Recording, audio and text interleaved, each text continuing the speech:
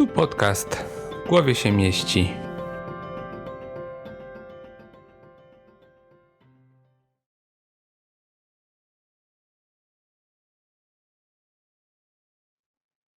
Okay, so welcome everyone. It's Wrap Your Head Around It podcast. My name is Adam Elżanowski, and here with me today, my guest, Russ Harris. He's a therapist. He's a world famous trainer in ACT, and he is a researcher. Also, he's an author of a lot of great books about acceptance and commitment therapy, self-help books for everyone who have some, maybe not only problems, but also for everyone who want to develop themselves. So we can use his books, and also we have also books for the trainers, for the therapists, to how to learn ACT. One is very also a famous book in Poland. We call it Zrozumieć ACT, but it's ACT Made Simple, the first edition. Now we are waiting, I think, for the translation of the second edition, as I heard through the grapevines that we'll have a second edition. And also a new book, The Reality Slap. Here also it's published by GWP. In Polish, title is Zderzenie z Rzeczywistością. It's like the crash with the reality. That's the Polish version of the Polish name of your book. What does zrozumieć mean? Zrozumieć is to understand. ACT Made Simple. It's zrozumieć ACT, and zrozumieć is understanding ACT. It would be the Polish title. Got you. Oh, cool. Yeah.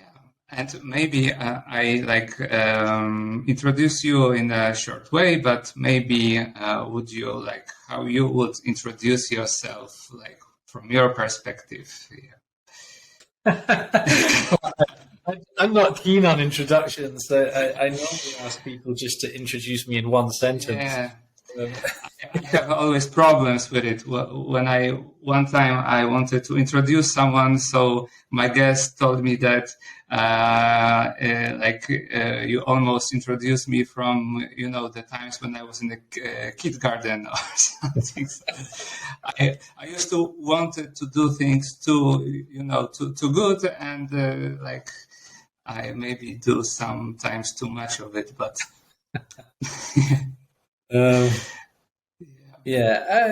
Gosh, how would I introduce myself? I need time to prepare for that one. You should have sent me that question in advance. I wouldn't have a clue. So maybe my second question would help you to introduce yourself. So maybe we could start from the point, what was your path to become the therapist, maybe on the beginning, and then how you discovered ACT, why ACT, and how did you find your passion to develop and to learn others in such a great way? Because I also been on your training, the trauma training in Poland. And I knew that you have a gift how to explain the difficult things in a very a simple way. So maybe I let Okay. the Well, I guess so. I was originally a doctor, a medical doctor, a family doctor, and I graduated as a doctor of medicine at a very young age. I started medical school at the age of 17, and I graduated when I was 22. And I didn't really realize it, but I was quite depressed at that time in my life, and also quite anxious. And I did my a couple of years in hospitals, and then I became like a family doctor, a GP, and I grew up in England and did my initial training. I went to medical school in England, and then I emigrated to Australia, to Melbourne, where I live today. Mm-hmm. So I was here living in Melbourne, which is a beautiful city. It's won world's most livable city 3 times, and I was a junior doctor, you know, good income and good status, and I was miserable. I was depressed. I was anxious, and I was like, you know, what's going on here? You know, I've followed the rules that society tells you, you know, get a good job and get a good career, and, you know, being a doctor, shouldn't I be happy? And I wasn't. I was really miserable. I was really depressed. I was pushing my feelings away by eating lots and lots of chocolate. In particular, in Australia, there's but I was eating a lot of chocolate. Okay. So, there is in Australia a type of chocolate-coated biscuit called a Tim Tam, and they come in packets of 10 of these chocolate biscuits, and I was eating about 5 packets of Tim Tams a day. So in between each patient, as the patient left the room, I'd have a Tim Tam, and so I was putting on massive amounts of weight. So I was about 20 kilograms heavier then than I am today, you know, so it was very big. Yeah, and I had high blood pressure, and I was 25, so I was not in a great space, you know, and so I started reading self-help books, trying to figure out why I was so miserable and what could help me. And I read a lot of different self-help books, and one of the ones that I really liked best was a book on CBT, cognitive behavioral therapy, and that helped me. I remember the title. What was the? Yeah, it was by Albert Ellis. It's actually rational emotive therapy, which is very similar to CBT. Yeah, so ABC, the A is the situation, B beliefs, C consequences. Yeah. So very, very similar to CBT. Simple, and then and his book was called How to Stubbornly Refuse to Make Yourself Miserable About Anything. That was very helpful. And then I read another book which was on CBT, which was Feeling Good by David Burns. And both of those books really kind of got me interested in how our cognitions, our thoughts affect our mood and our behavior. And I thought, you know, this is really interesting. This interests me more than medicine. And I started training to be a counselor. I started doing courses in counseling, courses in CBT. And my GP sessions started to get longer and longer and longer. I was spending more and more time talking to my patients about their mood and their feelings and their thoughts. Yeah, because many times it's connected, our physical state and the emotional. So, I understand that you've been learning a lot and then seeing a lot of new things, maybe in your patients. Yeah, my father was a GP too, so it's close to me. Well, almost always. I mean, all of these physical illnesses have a psychological component, and the even if you just think about when you get really run down with a cold or a flu. It's usually when you're very stressed about something. Yeah. So there was a whole new field of medicine that was taking off at that time called psychoneuroimmunology, which is about the influence of your mind over your nervous system and your immune system. And I was very interested in that. And basically my medical sessions with clients went from about 7 or 8 minutes to about 30 minutes. I started to realize that I really was in the wrong profession. So I started putting aside one day a week where instead of seeing patients as a GP, I would see them for counseling sessions, therapy sessions, if you like. Yeah. And I would be doing CBT with them. And then eventually that led to 2 days a week, and then 3 days a week, and then 4 days a week. And then eventually the day came where I'd had enough of medicine, and I was just kind of a full-time therapist. And what happened was my income went down and down and down. Yeah, because that was my thought. So when you are doing a longer and longer session for the same amount of money, so it could also be painful in some ways.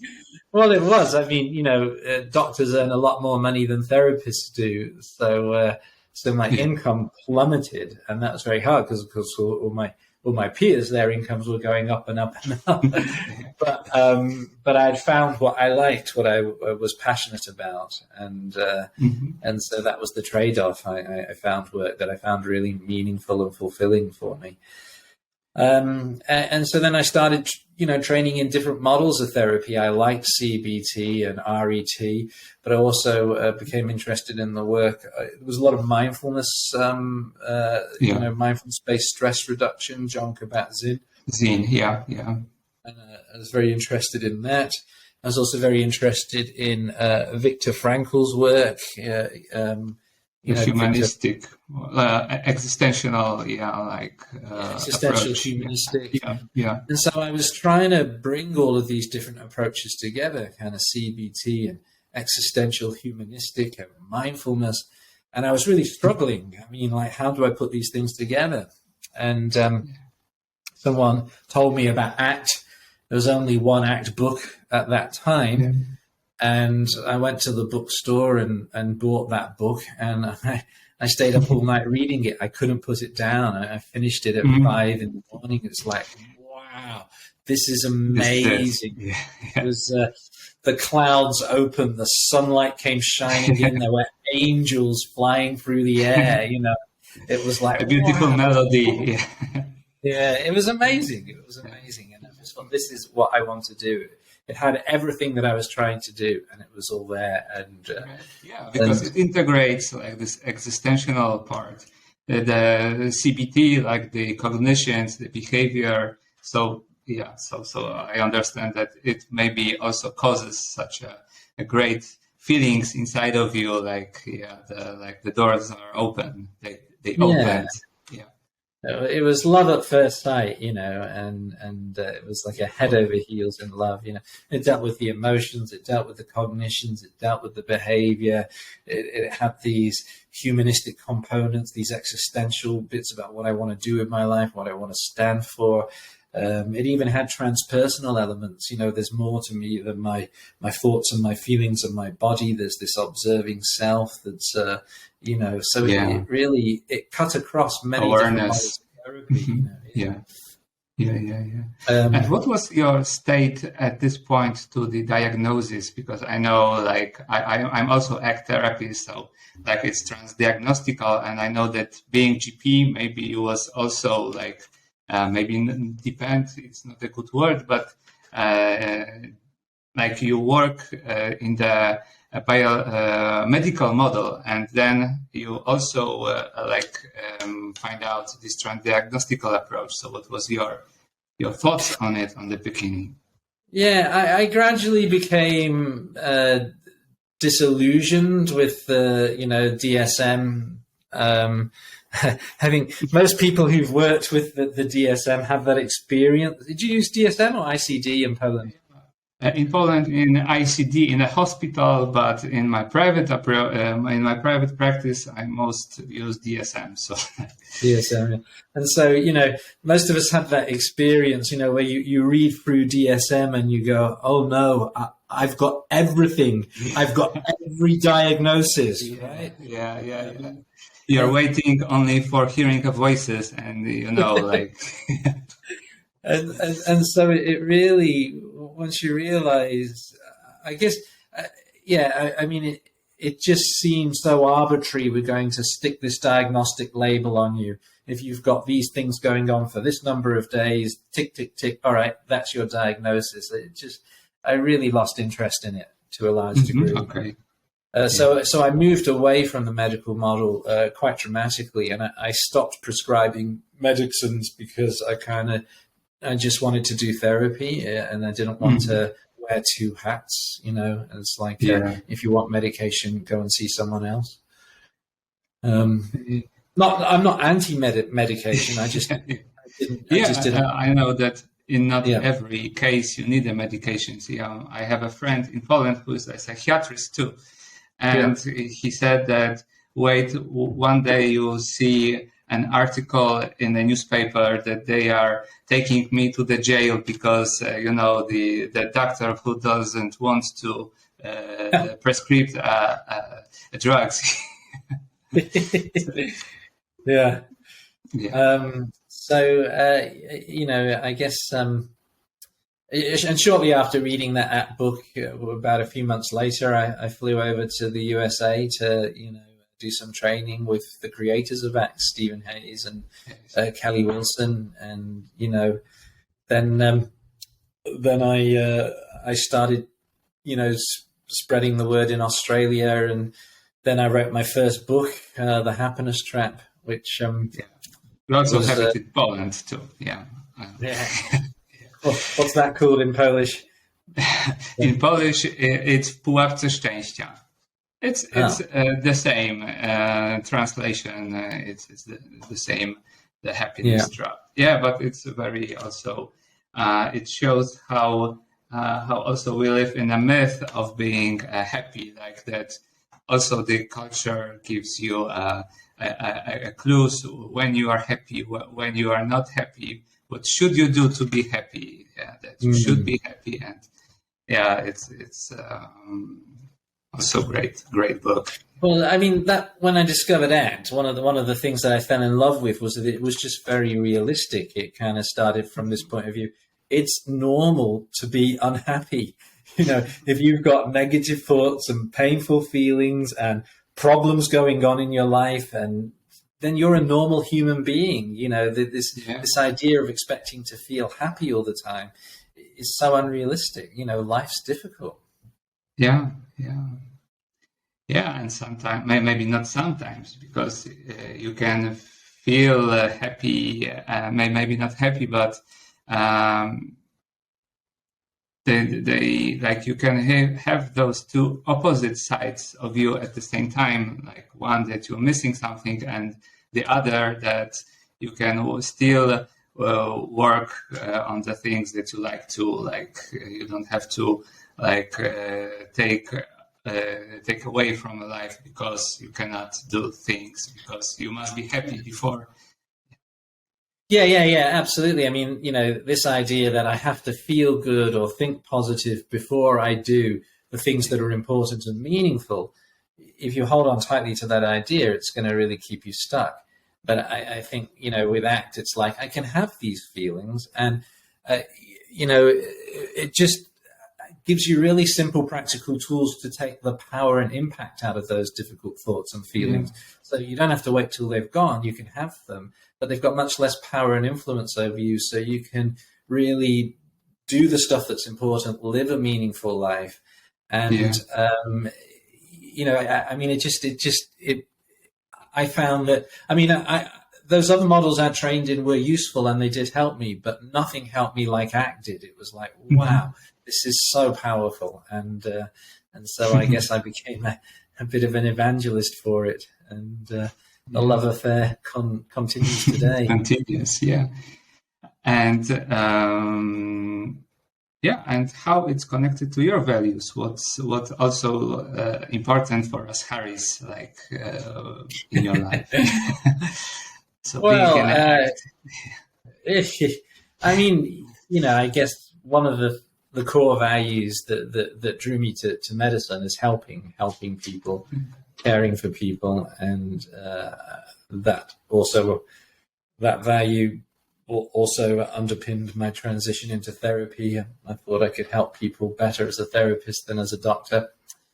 And that also underpins writing all these books. I thought, if I can write these books, then I can help even more people. There's only so many people I can see face to face, but if I can get this wisdom out into the world, And so that was, it was really hard to get that first book published. It got rejected by every single publisher in Australia.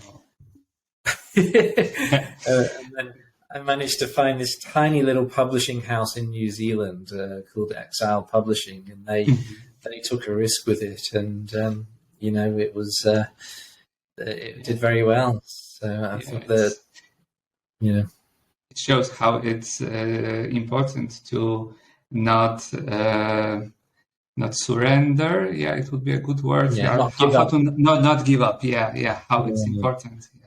Yeah.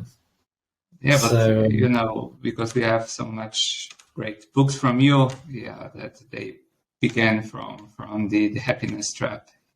Thank you. So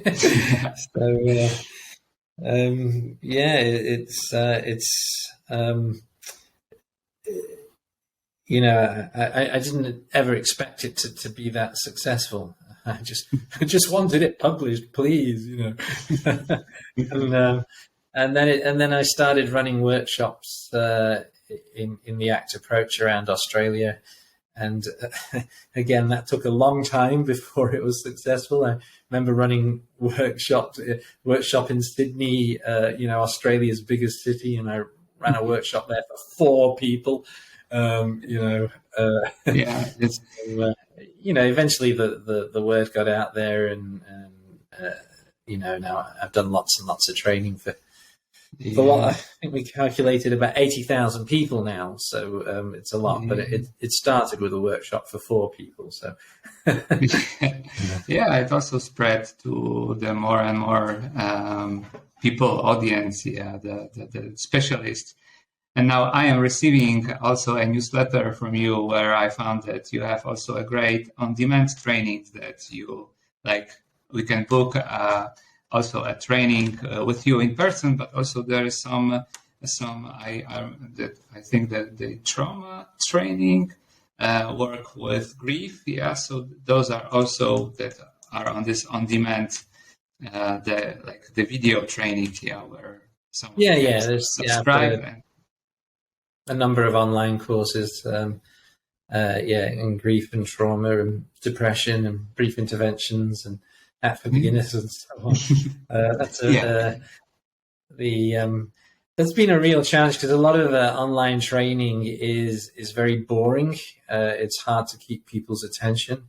So we put lots of jokes into the training and funny bits and animations and keep people entertained as we do that. So it's actually been a lot of fun creating those trainings.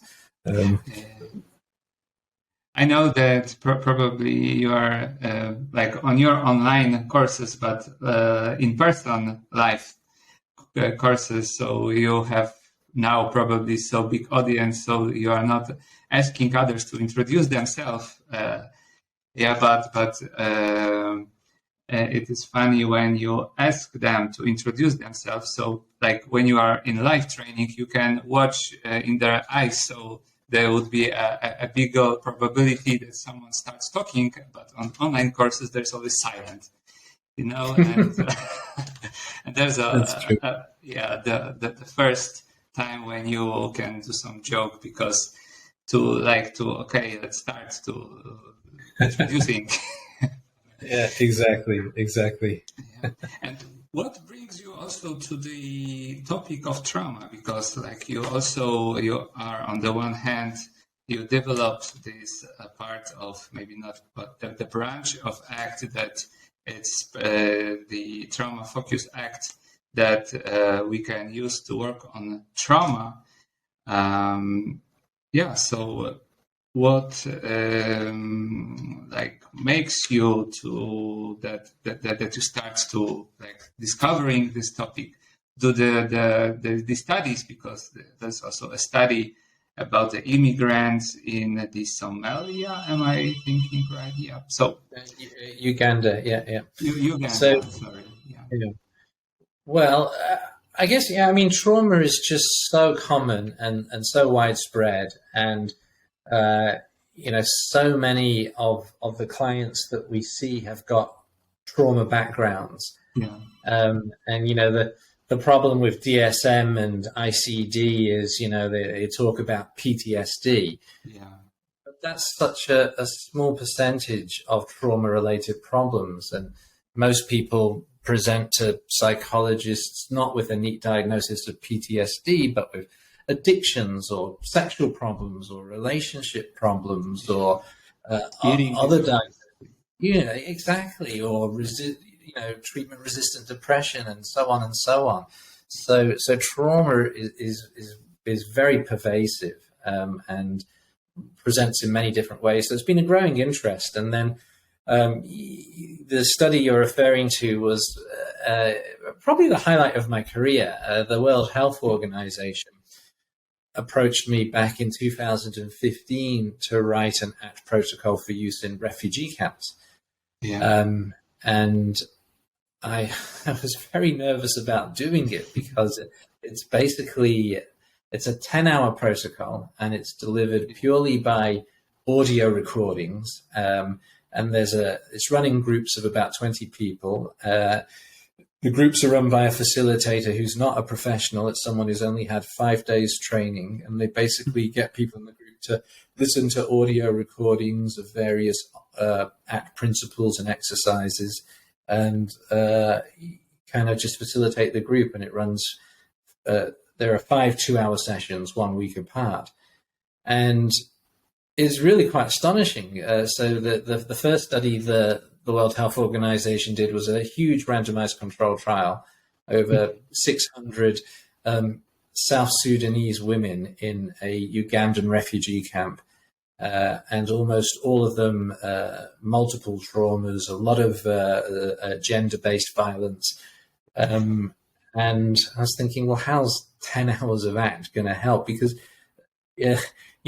not only all of that past history of trauma, but they're still living in a refugee camp of 250,000 people living in tents. Yeah. But the results were astonishing. Yeah, amazing results just from those 10 hours, significant reductions in PTSD and depression.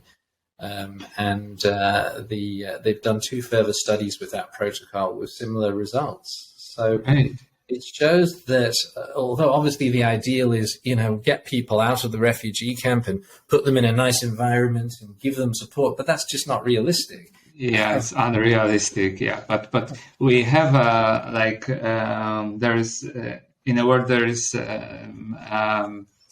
we have a money, but there are some other political probably things that we cannot help everyone. Exactly. But, yeah. Which was what the World Health Organization thought. So, well, let's give them something. So many people just go, oh, it's hopeless, it's useless. Well, let's give them something. Let's give them some psychological resources to help them deal better with this awful situation. And so, when we, I was the primary author of that protocol, but I had lots of help and lots of input from lots of other people. Mm-hmm. And one of the things that was really important was to make sure it was trauma sensitive. So the mindfulness practices needed to be safe for people. And there's lots of research coming out now that formal traditional mindfulness meditation is potentially dangerous for people with significant trauma. If you do that traditional mindfulness meditation where your eyes closed, sitting still, going inwards, can actually increase flashbacks or dissociative states and so forth. So we wanted mindfulness exercises that were going to be involving physical activity, eyes open, engaging in the world around you. Here and now, So it was this dropping the ankle. Yes. Maybe it's not a technique. We can call it technique or dropping anchor. And so that was the kind of central technique that we used. And that's a very, not only is that a trauma-sensitive technique, but it's very quick. People can learn that very quickly in the space of a few minutes, and it's a lot easier to do than meditation. One of the things that I was really pleased about was there was not one single adverse incident from anybody in the study, so that shows that it's a very, very safe intervention. It's great because that we are involving people in here and now, but in the traditional mindfulness, some of people, they can understood or learn that they still have to avoid their emotions. They can use it, from my experience, that they can try to use the mindfulness as a way to, okay, let's back up from it. It's dangerous. So yeah, it's I think a great idea to this mindfulness here and now with multisensory feelings that we try to involve in. So yeah, I also use it in my practice from your training, and yeah, it also works for me, for my patients. So yeah, so also thank you for it. Lovely. Well, I don't know if it's the same in Poland, but certainly in Australia and the USA and the UK, the word mindfulness is used so freely that there's all sorts of misunderstandings about it. And many people think mindfulness means meditation, or they think it means relaxation, or they think it means positive thinking. That you cannot have any thought during the meditation. So it must be an empty mind. Yeah. We call it Mac mindfulness from McDonald's. Yeah. Very good. And so I'm actually recommending people not to use the word mindfulness, because there's so many. It's funny. Like when I wrote the first happiness trap back in 2006, I didn't use the word mindfulness until halfway through the book, because back then no one knew what mindfulness was. So I was kind of introducing all these exercises, and then about halfway through the book I said, oh, and by the way, this is called mindfulness. When I wrote the second edition of the book a couple of years ago, I did the same thing, but not because no one knew, but because everyone thinks they know what mindfulness is. So I didn't want to confuse them. And then halfway through, I said, by the way, this is mindfulness, so I kind of recommend people talk about dropping anchor, or unhooking from your thoughts, or making room for your feelings, or kind of dropping the struggle with your thoughts and feelings and letting them flow through you, and focusing your attention on what you're doing. Kind of actually use practical terms to describe the skills that you're learning, rather than this vague term of mindfulness, Yeah.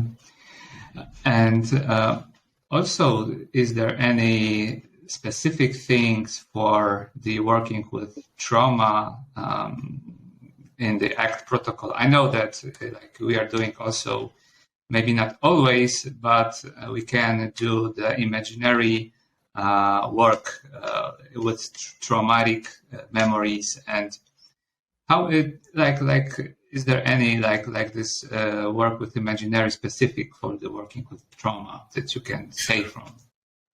Well, I think one of the things with trauma-focused ACT is it's much more of a bottom-up approach. So kind of top-down approaches are very, very heavy on kind of working with cognition, whereas a bottom-up approach works much more with feelings in the body, somatic awareness. Yeah. And one of the criticisms of traditional ACT from many people in the kind of trauma therapy community is that it's too much top down. There's so much emphasis early on cognition and cognitive diffusion and so forth. So trauma focused ACT really starts from a different place. It's much more about grounding, dropping anchor, being in your body, tuning into your feelings, just kind of working with the body and somatic awareness. And then later kind of starting to deal with the cognition. Because if people are just overwhelmed by their emotions, or if they're in dissociative states, you're not going to really be able to work with their cognitions very effectively. Yeah. I'm not sure if that answered your question. Yes. But it's also connected with my other question. Yeah, because on the one hand, I understand that in ACT oriented, like a trauma oriented ACT, we work concentrating on the emotional states that we are trying to create, the awareness of our emotions, and also creating a room for them to how to accept. So it's like an exposure here and now on my emotions, that I can change my how I'm related to my emotions, that I cannot try to avoid them, but I can be here and now with them. So it's like it's also a part of exposure. Yeah. So it's one thing. There's a lot of exposure. I mean, trauma focused ACT is an exposure-based approach, but it's also infused with self-compassion. So it's some exposure-based models are very kind of hard and put you in contact with this really difficult stuff. Yeah. And we certainly do that in trauma focused ACT, but with a lot of compassion around it in a very flexible way. So it makes it, I think, much easier for people to do. And the emphasis when we're doing exposure is checking people's ability to be present and stay present. Even now. Gain control over their arms and their legs. Whereas in many other models, it's about, is your anxiety level dropping? Is your distress level dropping? Holding the SATs, like the prolonged exposure. Yeah. So, but here we are checking how much you are present, how much you are here with me. Yeah. Which of course is, very important when you've got people dissociating. You want to get them present and engaged. Yeah. Right. Okay. So, and is there any, like you could, maybe it's not advice, but to say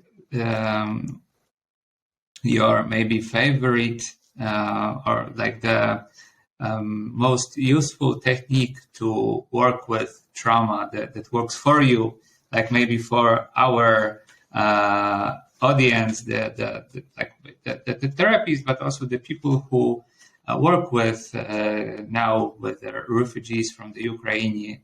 What helps you, like the most works for you in the trauma work? Well, it would definitely be the dropping anchor technique.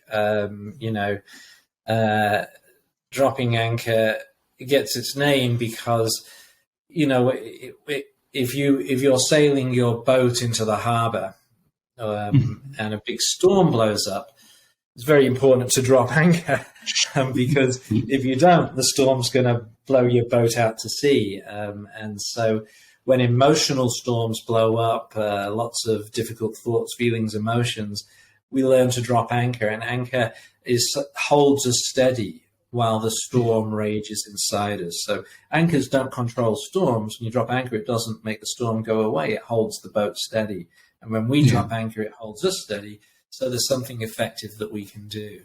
And again, it's kind of, it's a quick and easy method to learn. And it's just so practical. It would be my first line for flashbacks, for dissociative states, for emotion dysregulation, for impulsive or compulsive problems, to kind of break those up. But also just a first line approach for anyone who just wants to learn the basics of mindfulness. It's just such a flexible approach, really. It's good to do it before an important interview for you too. Absolutely. Like myself. Yeah. Well, I use it all the time. I find formal mindfulness meditation practice quite hard, but dropping anchor is easy, Yeah. And would you say how you are dropping the anchor for our audience, like they will hear it from Russ Harris? Well, so dropping anchor is an umbrella term for hundreds of different exercises, hundreds. But all of these exercises follow a simple formula, which in English is the ACE formula, ACE. I don't know, do you have the word ACE in Polish? Probably not. ACE is a shortage, or ACE. Ace, in the English language, ace means cool, you know. Or you say something's really ace, or you might say he's aced it, he's come top, or, you know, in the Second World War, the best fighter pilots were called flying aces. So it's a good acronym. When you say something's ace, it means it's cool. Cool. Anyway, so that's the acronym ACE, ACE, and the A is for acknowledge your inner world, acknowledge your thoughts and feelings, just basically acknowledge what's showing up inside you right now. The C is for connect with your body. So this can be anything that you do that helps you connect with some part of your physical body. Often it involves stretching or moving or breathing or changing your position in the chair, but anything that helps you kind of connect with your physical body in some way. And the E is for engaging in what you're doing. So kind of bringing your attention to focus on what you're doing right here, right now. And so basically these exercises just involve cycling through those three processes in any order. It doesn't have to be ACE. It can be CEA or ACCE, you know, and you can do 30-second exercises and you can do 10-minute exercises. You can make them as short or as long as you want. But the thing is, you just kind of keep cycling through these three, you know, kind of acknowledging your thoughts and feelings, which is the first step in both diffusion and acceptance, connecting with your body, which kind of grounds you and centers you and gives you some control over your physical actions, makes it easier for you to take effective action. And of course, engaging in what you're doing, just bringing your attention back again and again and again. Yes. You know, what makes this very different from grounding exercises in most models of therapy is the A, this repeatedly coming back to acknowledging the difficult thoughts and feelings that are present. Because a lot of grounding exercises are really distraction techniques. It's like look around the room and notice what you can see, and you're trying to escape these feelings. But in dropping anchor exercises, you keep acknowledging they're there. And, you know, as you acknowledge, I've got these thoughts and feelings here, and I can move my body, and I can engage in the world around me, then you start to develop diffusion and acceptance. Exactly, yeah. So it's great that it reinforces the acceptance, the how to open up, to difficult thoughts and feelings in the through your values, to things that are important to you, like how to build a future. So I mean, there's a lot of the ACT model in that one exercise because the acknowledging your thoughts and feelings forms the basis for diffusion and acceptance, and that you know, connecting with your physical body and moving it enables committed action, and of course you know, engaging in what you're doing is essential for this kind of contacting the present moment. Yeah, it also, I think, it is great to. It's a great technique to integrate it also, for example, when we have a schema therapy, when we have those defensive modes. So everywhere where there is some disconnection, like the avoidance, so it works perfectly. So it's great. Okay, and do you have also, like, because we also in the trauma focus act also includes the self-compassion, to the model, and how it can help people with trauma to like go on to live. Yeah, well, it's often people with a long trauma background, particularly if it goes back to childhood, they often have a lot of harsh self-judgment, even self-hatred. And in fact, almost all of us, when we're going through a hard time and struggling, most of us, our inner self-talk is not really very kind and supportive. We beat ourselves up, we judge ourselves. So this idea of being kind to ourselves, it doesn't come naturally to most people, whether they've got a trauma background or not. So, there's a number of definitions of self-compassion out there. I define it very simply. It basically means acknowledge your pain, respond with kindness. So acknowledge your pain, whatever it is that's difficult for you, whatever thoughts and feelings are showing up, and respond in a kind way. You may use kind of drugs and alcohol to escape your pain, but that's not a kind way of treating yourself. What's a kind, caring, supportive way of responding to yourself in pain? And so in trauma-focused ACT, we kind of break self-compassion down into little steps, because if you kind of leap into it, for some people, it's too overwhelming. They're threatened by it. They don't like it. It may even trigger cognitive fusion. I'm a bad person. I don't deserve this, and so forth. So you kind of want to introduce it very gently, one little step at a time. And I find the most useful metaphor, particularly if I'm talking to, if I've been working with the emergency services, like police or ambulance, or working with the armed forces, there's a lot of people, it's changing, but still there's a lot of people in those kind of professions with self-compassion. It's weak, it's stupid, silly. Some warmless, it's bad, it's weakness. And so when I'm introducing it in those settings, I never use the word self-compassion. What I kind of say is, look, imagine that you're going through a really rough patch in your life. There's a lot of really difficult stuff going on. It's really hard. And you've got a mate, you've got a friend at your side as you're going through this. Now, what kind of friend do you want at your side? Do you want the kind of friend who says, shut up, stop whinging, I don't want to hear about it, this isn't important, don't be so weak, don't be so stupid, you've got nothing to complain about, don't be just weak, just get on with it, right? Do you want that kind of friend at your side? Or do you want the friend at your side that says, this is really rough and I'm here with you, I've got your back, I'm with you, we're in this together, I'm with you every step of the way? What kind of friend you are? And everyone says, I want that friend. And so, okay, so what kind of friend are you being to yourself right now? Are you more like the first one or more like the second one?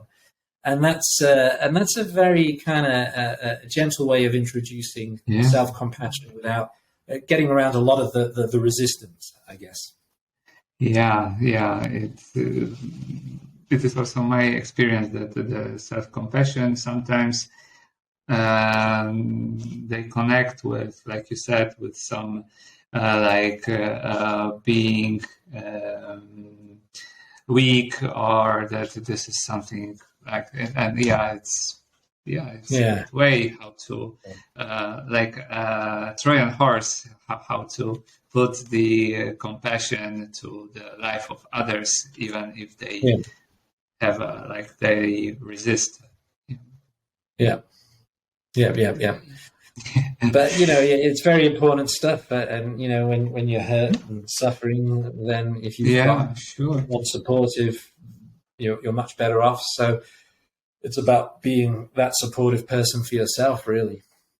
And I think that very important. Even if you do, if I do the regular trauma the treatment like PE, but to include also the part with the values, when people it could reinforce their motivation to change very strongly. So, and those other components, they can also enhance. You can.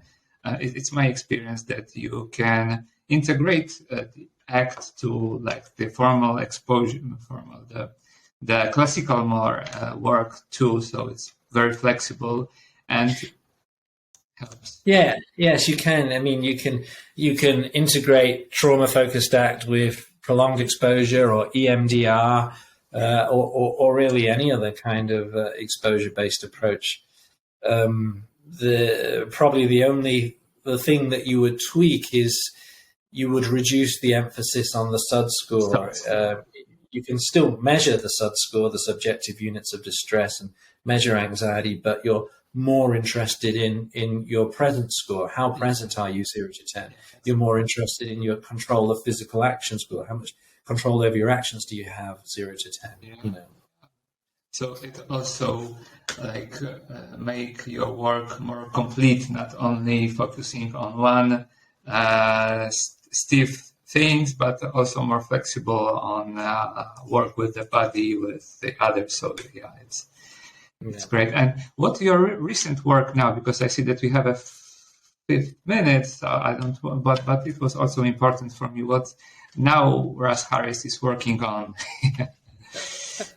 Well, so I've just finished writing the second edition of Act with Love. So that's my book on ACT for common relationship issues. So the last few years have been a lot of second editions, it's, but this is the final second edition. And basically my next book is a novel. It's an apocalyptic thriller about the end of the world. But in a new way. I don't think, as far as I'm aware, no one's kind of written about this sort of apocalypse. It's not about zombies or aliens or climate change or warfare. It's a unique new apocalypse. Wow. I like to believe it. So that's my next book. It's great that I'm taking a break. Yeah. About ACT, Yeah. Great. So it's good that it would be a novel because, having another psychological book before the sleep, it also makes me sometimes feeling like I don't want it more. So it's great that it could be the other way, maybe to to learn something. Well, I've written enough books about ACT now, so I'm certainly going to take a break for a few years. There's a few novels I want to write, so we will see. And how do you take care of yourself? Like, how do you care about you relax, or do you relax sometimes?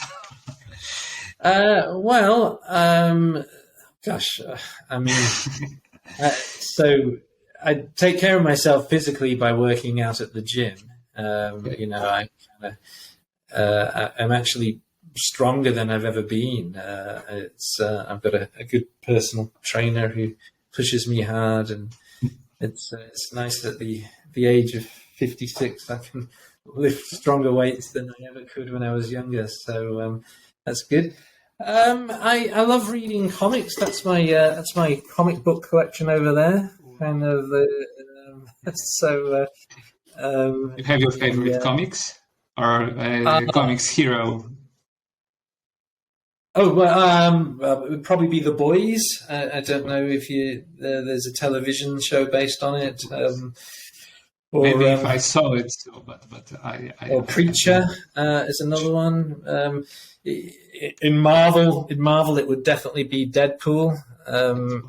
He's kind of the third movie. Brilliant.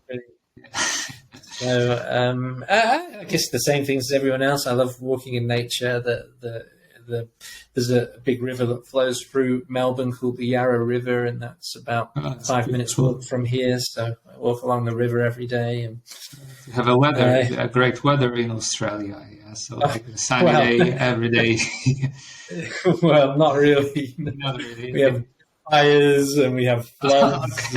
Okay, I remember. Yeah, it was a big fire. It was 2 years or 3 years ago. Yeah, I remember. Whereas this year it's been terrible flooding all across the continent. Yeah. Bloody climate change. Oh, yeah. And in Poland, it's always cold or chill. So if you want, you can come to Poland. Well, my ancestors are Polish, so something like my great grandfather came from Poland, came to England at the late 19th century, about 1890 something, and he changed his name. his original name was Jacob Schnittlinger, and he changed it to Harris when he got to England. So, Okay. There you go. So I have some Polish roots there, a few generations back. Great.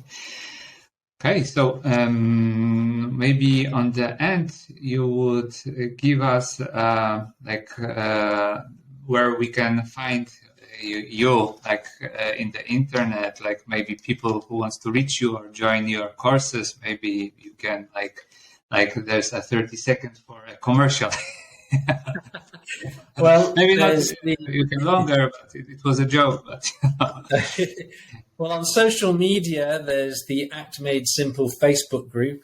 Okay. So that's for therapists that are interested in ACT and other health professionals.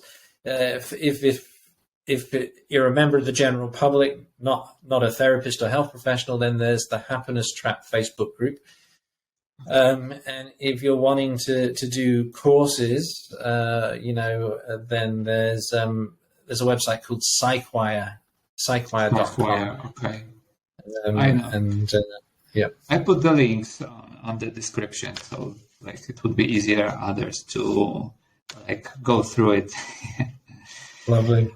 Great. So thank you very much for being here with me for this interview, and wish you all the best. I'm waiting for all of the new books and the novels, especially too. Yeah. So thank you very much. Thank you. Thanks. Take care. Thank you.